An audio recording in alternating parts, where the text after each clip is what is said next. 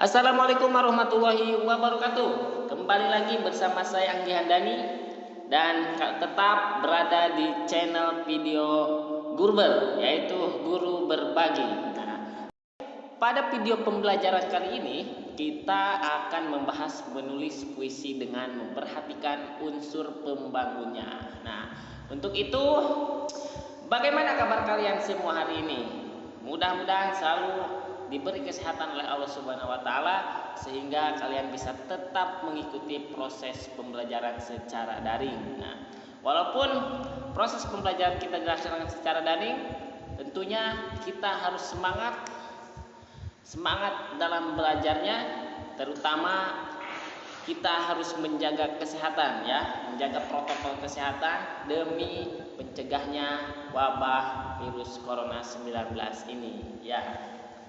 Tetap kalian di rumahnya masing-masing menjaga jarak dan memakai masker ya. Nah, baik, adapun tujuan pembelajaran pada hari ini adalah jadi setelah kalian mengikuti pembelajaran ini diharapkan kalian dapat menulis puisi dengan memperhatikan unsur pembangunnya dengan kritis, semangat, kreatif, inovatif, dan benar ya. Nah, baik, selanjutnya, pernahkah kalian menulis puisi? Ayo, pernahkah kalian menulis puisi waktu saat kalian di SMP, atau kalian pernah menulis sebuah puisi tentang yang bertema percintaan, sahabat, atau lingkungan? Pernahkah? Jika pernah, katakan pernah. Ya, bagus. Jadi menulis puisi itu terkadang menjadi beban terberat bagi seseorang ya. Kenapa bisa begitu? Karena dianggap terlalu sulit. Sulit dari apanya? Misalkan dari segi memberikan bahasa ataupun penafsirannya, seperti itu ya. Mungkin akan terasa sulit, apalagi orang yang baru mau menulis puisi, atau ketika kita mau menulis puisi tidak percaya diri terhadap tulisan kita sendiri. Nah, seperti itu ya. Sebenarnya apabila kalian sudah tuntas dengan materi kegiatan sebelumnya, menulis puisi itu tidaklah sulit, pasti akan mudah. Begitu ya. Untuk itu, mari sekarang kita belajar menulis puisi dengan memperhatikan kaidah kebahasaannya dan unsur pembangunnya. Begitu ya.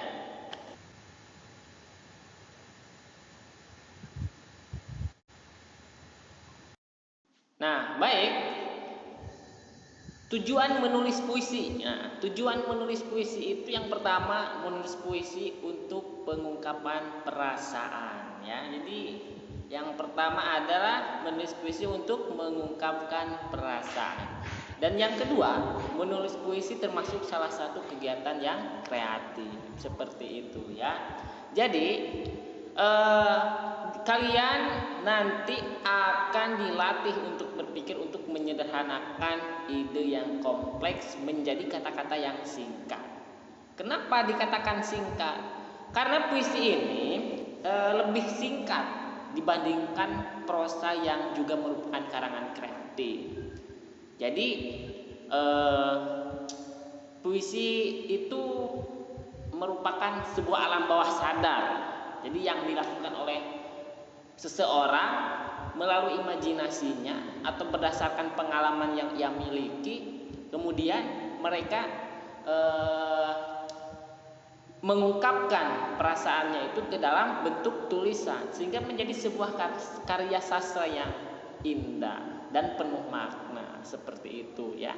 Selain itu, puisi juga akan memberikan efek kepada si pembaca, entahkah makna puisi itu senang atau sedih, marah, kagum, dan sebagainya, seperti itu ya.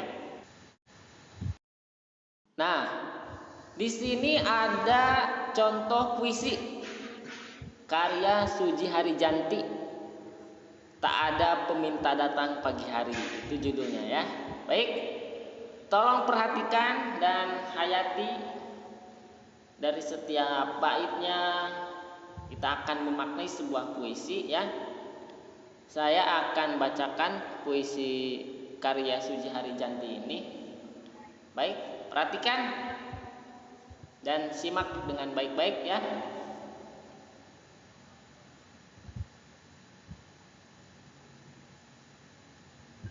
Tak ada peminta datang pagi hari.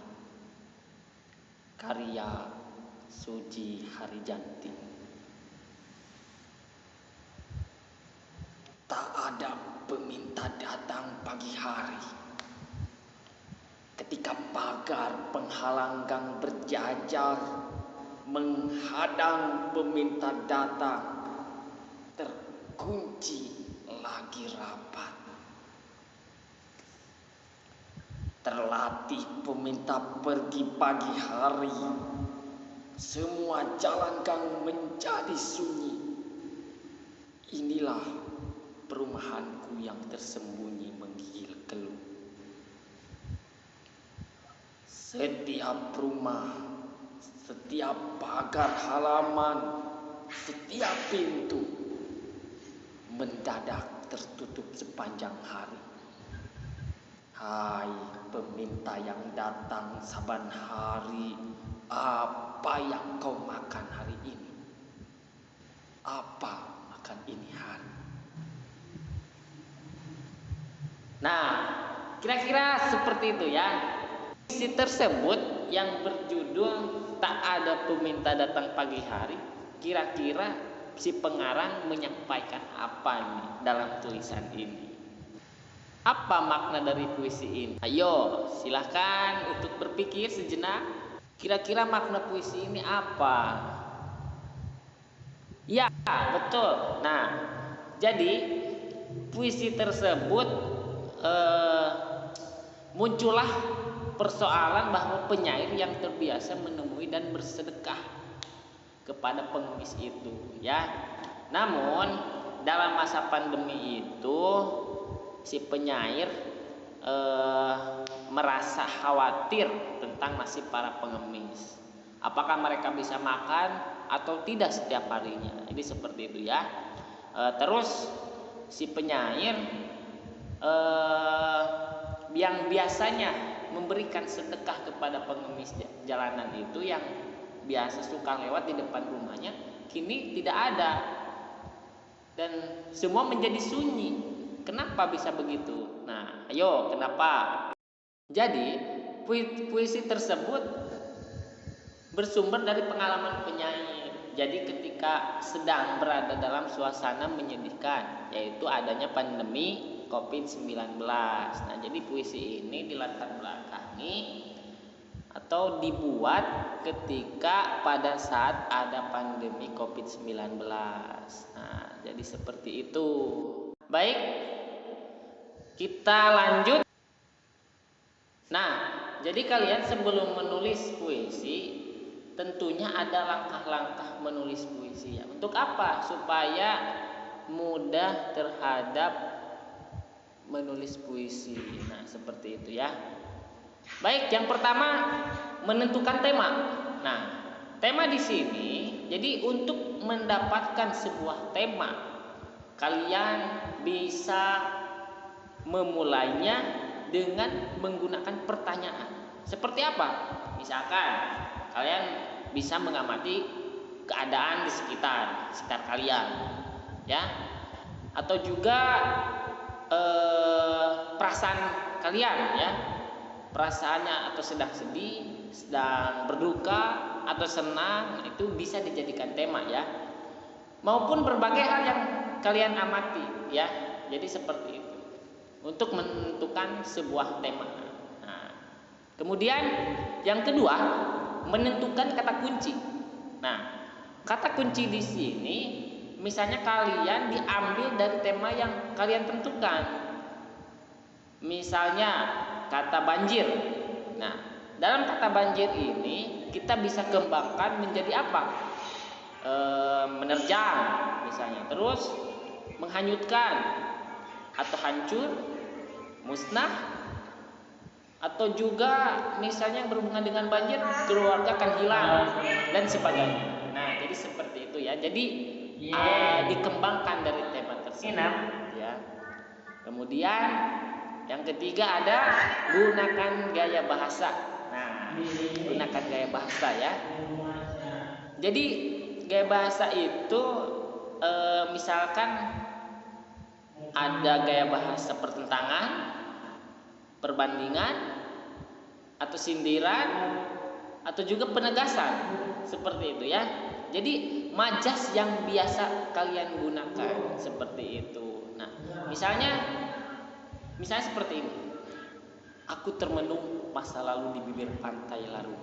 Nah, seperti itu. Ini majas apa? Nah, ini bisa dikatakan majas personifikasi ya. Jadi nah, di sini ada kata bibir pantai Larung. Jadi maksud dari bibir pantai Larung ini adalah di tepi ujung pantai ya, seperti itu. Dan yang terakhir, kembangkan puisi seindah mungkin. Nah, disinilah langkah selanjutnya kalian akan mengembangkan semua langkah di atas menjadi puisi yang indah. Seperti itu. Jadi dari mulai menentukan tema, menentukan kata kunci, gunakan gaya bahasa. Nah, dari ketiga ini kemudian kita kembangkan ya menjadi puisi yang indah. Kemudian kalian akan susunan kata dan larik menjadi bait ya.